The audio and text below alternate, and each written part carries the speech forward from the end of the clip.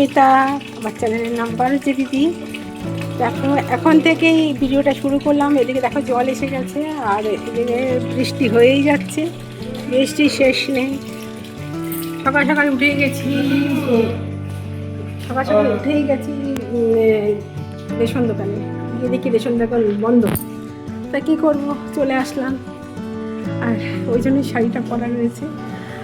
আর এখন রান্না শুরু করেছি। দেখো আজকে সারাদিনে কী করছি তোমাদের সঙ্গে সেটাই শেয়ার করি।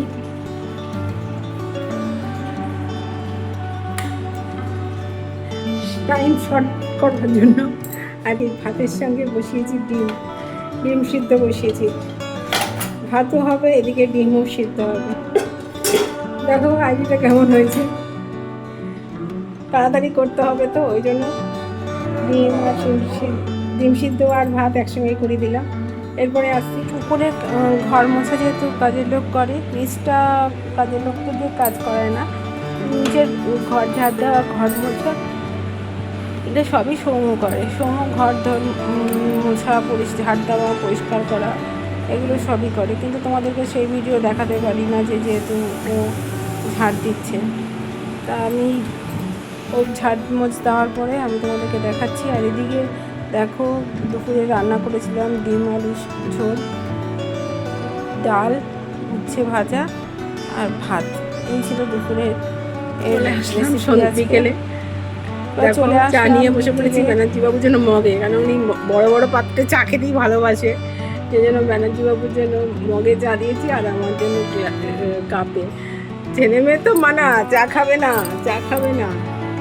একটু না চা খেলে না মাথার যন্ত্রণাটা ছাড়ে না। ওই জন্য আমি লুকিয়ে চায়ের ব্যবস্থা করেছি। আমাকে চা খেতে দেবে না, ফ্যাটি লিভার, ওই জন্য।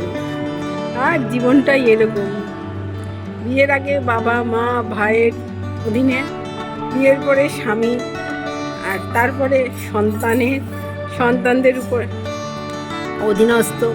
এটাই তো নারীর জীবন। নারী তুই স্বাধীন কবে বল। গেলাম ক্লাবের দিকে গেলাম, কারণ হচ্ছে সেদিন খুঁটি পুজো দিন একজন আমার ব্যাগে তার মোবাইল আর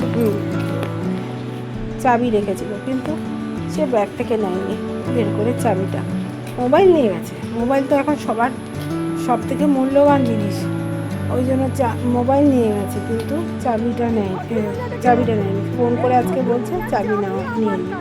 সেই জন্য এখন বিকেলবেলায় আমি তৈরি হয়ে ওর বাড়িতে চাবিটা দিয়ে আসলাম।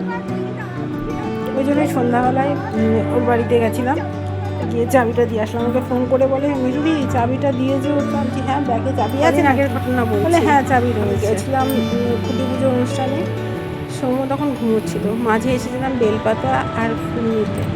সেই সময় আসার সঙ্গে সঙ্গে বলছি খিদে পেয়েছে। তাড়াতাড়ি আমি সুজি দিয়ে গেছি। বলে সুজি খেতে পেট ভরে না, ফোন করে আমাকে বলছে। তাড়াতাড়ি পুজো শেষ হয়ে গেছে, আমি এসে তাড়াতাড়ি গোলা রুটি চা করে দিলাম। এইগুলো কোনো কিছুতেই ওর পেট ভরবে না বলে এতগুলো খাবার। ভাত, এদিকে বোয়াল মাছ রান্না করেছিলাম। আর এদিকে ব্যানার্জি বাবু দেখো সব কাজ নিজে করবে, কাঠমিস্ত্রি বা কোনো মিস্ত্রি লাগবে না। যতক্ষণ নিজে পারে ততক্ষণ নিজেই করবে। এই এখন এখানে একটা শেডের ব্যবস্থা করছে, কারণ কাঠের উনুন রান্না করলে পুরো ধোঁয়াটা ঘরের মধ্যে চলে আসে। তারপরে এর মধ্যে আবার গেছিলাম যে দাদার বাড়ি গেছিলাম, যে আজকে বাড়িতে ওই যে অমাবস্যার পুজো, ওই জন্য দাদার বাড়িতে গেছিলাম বেলপাতা দিতে। গাছে অনেক বেলপাতা হয়েছে, সেই জন্য দাদার বাড়িতে গেছিলাম। তা বলি, ছোটোবেলা থেকে বাড়িতে খুবই বন্দি অবস্থায় আমার বড় হয়েছি। বাবা মা ভাই কেউ ঘর থেকে বেরোতে দিত না। মানে আমি এমন একটা জিনিস যে আমাকে ঘর থেকে বেরোনো যাবে না। ঘরের জানলা বন্ধ করে আমাকে রেখে দিত, জানলা বন্ধ করে দরজা বন্ধ করে ঘরে রেখে দিত। এমনকি কি বলবো, 2020 সালেও পর্যন্ত আমাকে ঘর থেকে ওই রাস্তায় বেরোতে দিত না, শুধু ঘরে থাকো। তারপরে সংসারে যখন ছিলাম, স্বামী আমাকে অনেকটা ছাড় দিয়েছে, যেটা আমার বাপের বাড়িতে আমি পাইনি। কিন্তু শ্বশুর বাড়িতে গিয়ে স্বামীর কাছে অনেকটা ছাড় পেয়েছে। তবে মাঝে মাঝে একটু ডোজ পড়তো, একটু মুখে একটু বকাঝোকা করতো, কিন্তু তবু আমাকে ছাড় দিয়েছিল, কিন্তু বাপের বাড়িতে সে ছাড়টা আমার ছিল না। বাপের বাড়িতে খুব বন্দি দশায় আমি বড় হয়েছি। এখন ছেলে বড় হচ্ছে, ছেলে এখন আমার বাবা ভাইয়ের ইয়ে নিয়েছে। সে আমাকে ঘর থেকে বেরোতে দেবে না, ঘর থেকে বেরোলেই তার খিদে শুরু হয়ে যায়। আজকে দেখো আমি রান্না করে রেখেছি, আজকে দুপুরে কিচ্ছু খাইনি, না খেয়ে পড়ে রইল। আমি ভাত ঠাত সব গুছিয়ে টেবিলের উপর রেখে দিয়ে আসলাম, বললাম খেতে দিই। তখন বলে কি এখন আমি খাবো না।